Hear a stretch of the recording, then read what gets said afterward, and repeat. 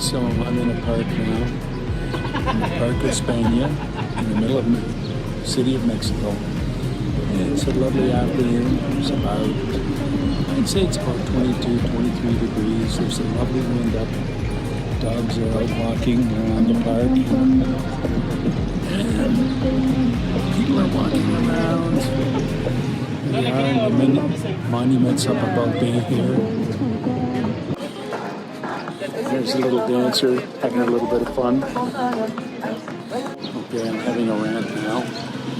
This was a rant about why we are living in Toronto when there's Mexico City. We're in one of the best parts of Mexico City. It's beautiful. Across the street, there's a lovely bar. Everybody's over there having a drink on a Saturday afternoon. And here, there's a park full of children, and all protected. We can't even get inside because we don't have a child. And over this way, there's a little train that runs around the track, and there's dogs everywhere. I'm afraid we've fallen into the wrong city. This looks like it might be Paris, it might be London, but this is not Mexico. In the meantime, the weather is incredible. It's soft, breeze, warm. It's been nice all day, and it'll be nice tonight. The temperature will go down to about 15 degrees, so we can sleep well. And tomorrow the sun will be out, and the breeze will be here, and everything will be just right. In the meantime, Toronto is full of snow, and has been and will be for another 3 months. So, this is my rant. Mexico is wonderful. And Susan, do you agree with me? Mexico is wonderful. You can hear the sounds of the city as I sit out on my balcony. And I guess this is another rant. Now, the rant is all about why is Mexico Mexico? You know, if you go back in the history, it was only about 150 years ago that the Americans, the United States, charged down into Mexico, North Mexico, and grabbed California, New Mexico, and Texas from the Mexicans. So 150 years ago, we can say that everybody had the same deal. At that point, Americans had Texas, then they had Texas, Mexico had everything else. So we could say they started from an equal point. Today, if you were to drive across the border between Mexico and in Texas, or even worse, California, the difference in life is, honestly, hard to understand. There's so many differences that it's just incredible. Let's talk about the good and the bad. The good. No, let's start with the bad. The worst thing about Mexico, and maybe the only thing that I can't figure out, is why wages are so low. There's approximately 130 million people here living in Mexico, 1/2 the population of the United States. That's a big population.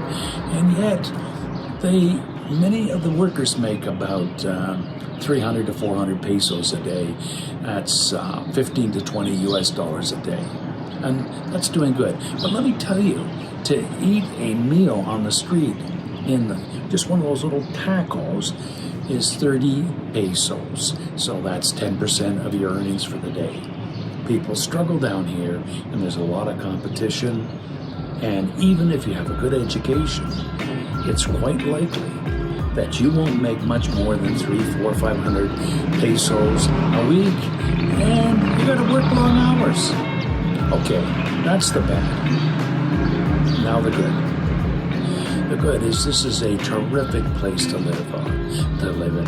I think, honestly, if I was honest about this, it's better than American way of life, Canadian way of life.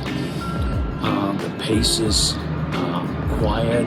Everything is relaxed and leisurely. The people are very, very friendly and very nice to each other. The children are gentle, they're well-behaved and quiet and obey their parents, love their families a lot. Also, the climate is extraordinary. I can't believe how good central Mexico is. It's a paradise land for climate. So my rave is this. How is it possible that there's such a disparity between Mexico and the United States and Canada, salary-wise? Why is it? I've been asking people, nobody seems to want.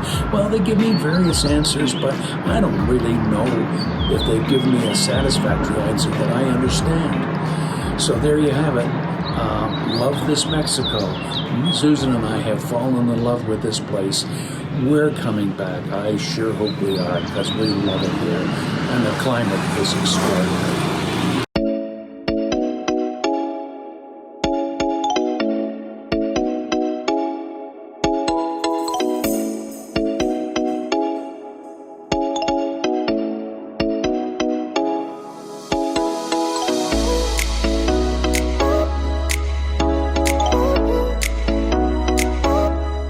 This, I gotta get this. Look at this crowd scene now. Oh, this is wonderful. One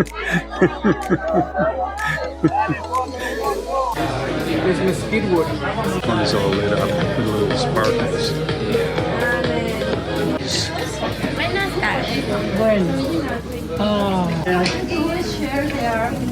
Nice.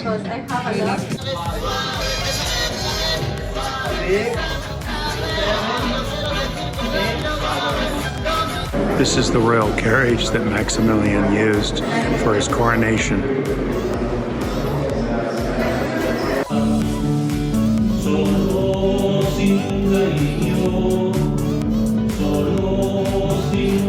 This is at the entrance to the Anthropological Museum in Mexico City. And as we came in the front door, this is what we saw.